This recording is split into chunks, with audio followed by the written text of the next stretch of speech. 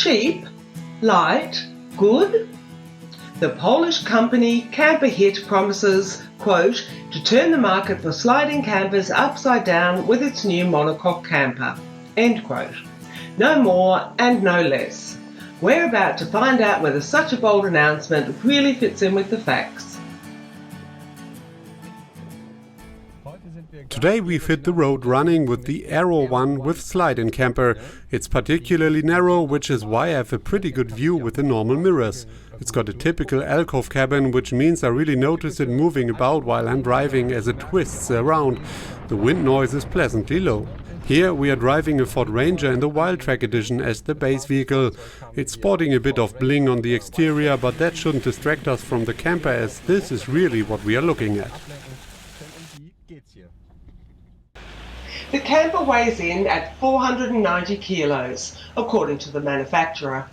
We measured the curb weight of the Aero 1 and Ranger pickup combo as 2,869 kilos, leaving 331 kilos of payload up to the 3.2 tonne limit. And that's fine for a pickup. Positive, the load doesn't negatively affect the Ranger's driving performance. The distribution of the heavy components, such as the battery and water tanks, has been well done. Everything is situated low down and towards the front of the Aero 1. There is hardly any weight behind the rear axle. The external floor dimensions are only 1.87 by 1.25 and will therefore fit on every dual cab. The overhang at the rear is reasonable. This means the camper is almost flush with the tray on pickups with a 1.5 cab. And at a width of just 1.88 m, the camper is also surprisingly narrow. The good thing about narrow campers, and I'm including the Aero one in this category, which means in this case it's no wider than the vehicle. Of course the Ford Ranger is a pretty muscular ride, but I can travel along narrow forest paths much more easily because where I can get through with the wheel arches, then I know that the rest of the vehicle will follow through fine too. The Ford Ranger is no longer an unknown quantity. This one here has a 3.2-liter engine and automatic gearbox. This is a configuration that will no longer be available. We are going to miss that. No, I'm going to miss that a bit. It was a good engine in itself. It always offered enough power and torque when you needed it. Otherwise, it's simply a typical Ford. Lots of bling, lots of show, but in any case, the vehicle does what it's supposed to. And it's not really too loud, even at 100 kilometers an hour. At 66 decibels, the wind noise is within very tolerable limits.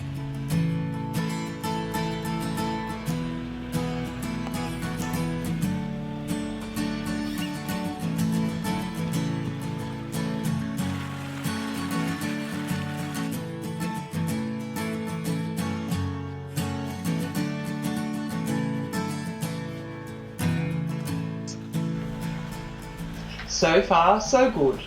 The vehicle drives and the Aero 1 performs as well as could be expected of it. Time to take a closer look at it when it's stopped, and to reveal a lot of things that, to put it mildly, are absolutely not acceptable. The workmanship is simply a catastrophe. There's already cracks up here. That's pretty shoddy work, to be honest. There's a pretty big bulge here and it's not really straight at the front either. This is probably the worst electronics I've ever seen installed in a commercially available vehicle. That doesn't sound good, but this test vehicle was the very first build for the German market, and after our test, the manufacturer received a list of defects several pages long, most of which had actually already been addressed. So they are working on making improvements. But first of all, we'll show you what the Aero 1 actually offers. You can see its special feature right away, and there it is. It's laminated in one piece. That means we don't have any plates joined together, but it's been laminated in this shape. This makes it particularly rigid and also guarantees that it's watertight. If you have a look at the Aero 1 from the rear, you can see that it's narrower than the vehicle, but if the camper is narrower than the vehicle, it will be considered a load. In Switzerland, for example. What you notice straight off are these lights here. They've been installed too far up. According to the Traffic Licensing Act here, they are only allowed to be 1.2 meters high. That would be here. They are necessary as the lights here are covered, so it's good that they are there, they simply need to be installed lower down. A nice solution has been found here. There's a two-piece flap with the lower part doubling as the entry steps. However, it's far above knee height, so I really have to take a big step up. That means I need another step.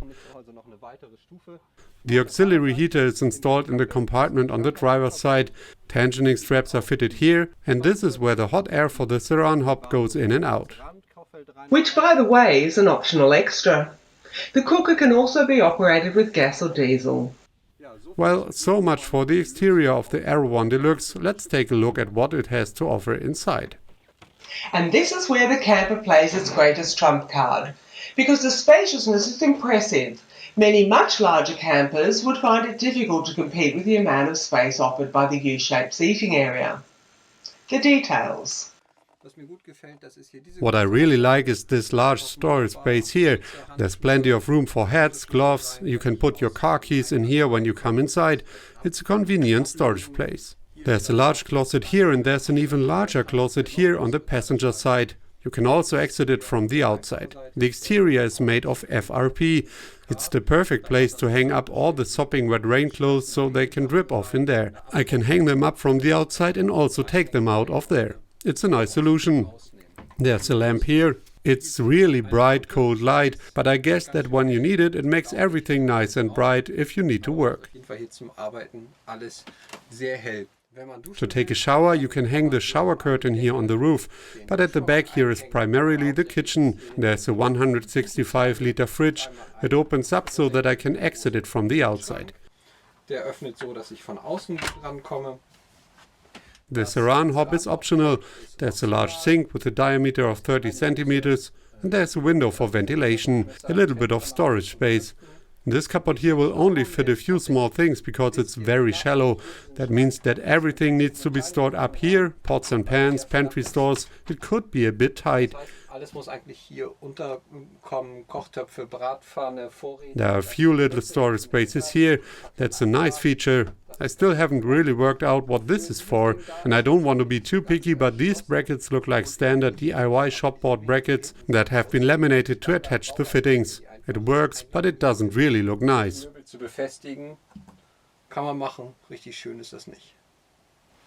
I'm sitting here in the camper bathroom. You can see, of course, that the bathroom is in the entranceway. It was a good idea not to have a bathroom cubicle in the camper. It would really have destroyed the space, which is why the chemical toilet is located in the middle here, and the shower base has been integrated into the floor of the camper. I can lift it up like this, and underneath there's a really large 50 by 50 centimeter shower base. It's easy to use. But what would have been helpful here is if there were something to attach the lid to. There is an eyelet down here at the bottom, but some kind of catch would have been a good idea, so that the fridge didn't get scratched over the time. It would also have been good if all these cut edges had been sealed. As it is now, moisture can quickly penetrate the surroundings, especially around the floor area. Another item on the list of improvements. The same applies to the electrics, which were still unacceptable in the test vehicle. Positive, the technical compartment is easily accessible. The technology center is located here right in the middle of the vehicle. I'm sitting on the freshwater tank and next to me is the wastewater tank into which the water from the shower base is pumped into by the bilge pump. Here on the side I'm able to access the tie-down material to attach the camper to the tray with one-hand movement. This has all been fitted with gas pressure dampers, which is a very nice solution. You can get to it really easily. What I really like is the very elaborate way the hot air hoses have been installed from the heating. The heating is fitted at the back under the kitchenette and one of the hoses runs along here and along here. There's an air outlet here and a small one has also been installed through the closet, which can be used to dry clothes, and one hose has been laid at the front under the bed. That's a great solution in a camper like this.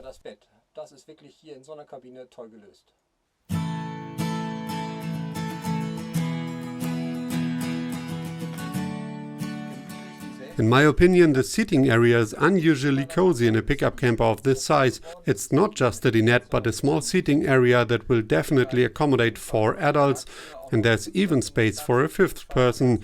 So there's enough space for 2 adults and 1 or 2 children who will probably be traveling in this camper too. I think the cushions are really too hard, but nevertheless you also seem to sink into them too deeply. The foam that's been used is simply too cheap.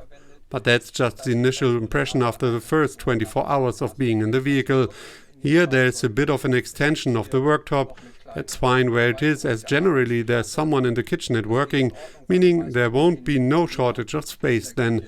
The table has ended up a little small considering you will want to use it as a bed, but as it is so flexible and can be moved every which way, it's actually very convenient because it offers a lot of space, also if you push it to the side, so that you can crawl into bed.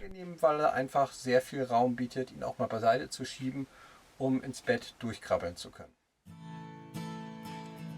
The large bed can be set up in no time at all.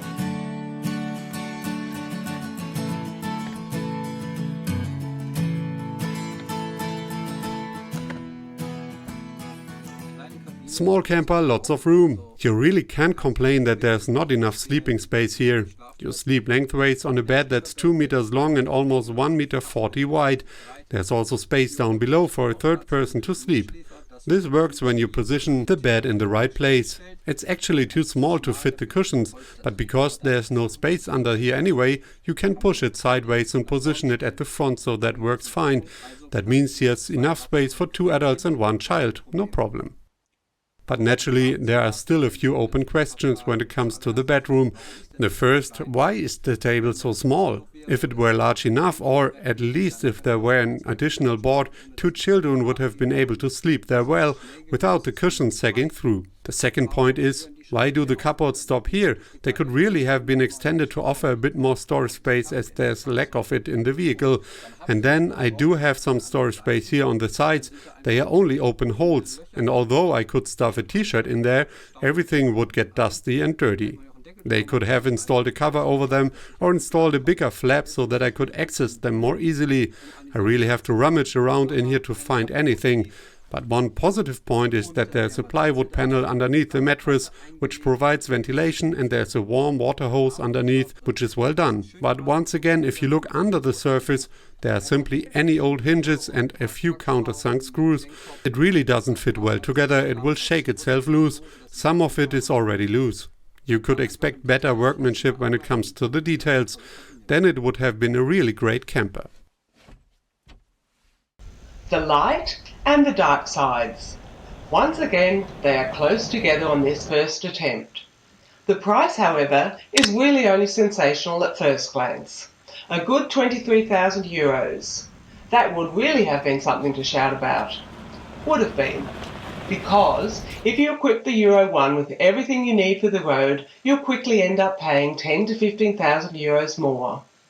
After all, who wants to do without a cooker, fridge, sockets, light, water tank or heating? But what you can easily do without is another matter. As long as there's no smell-o-vision, we'll have to use metaphors to illustrate our point. Here's the metaphor. These are toadstools. You can see them. Toadstools are poisonous. I'll now show you something that's poisonous that you can't see. That's a monocoque camper like this one here. Like boats, slide-in campers are laminated in shape using polyester resin. Polyester resin contains sterol, and when these campers harden, they emit this sterol for a certain period of time. This means never live in a new camper straight away, but leave it to ventilate well for a few weeks. Keep it well heated, preferably park it somewhere for a season. It will then stop give out gases and you won't get a headache when you spend a night in it.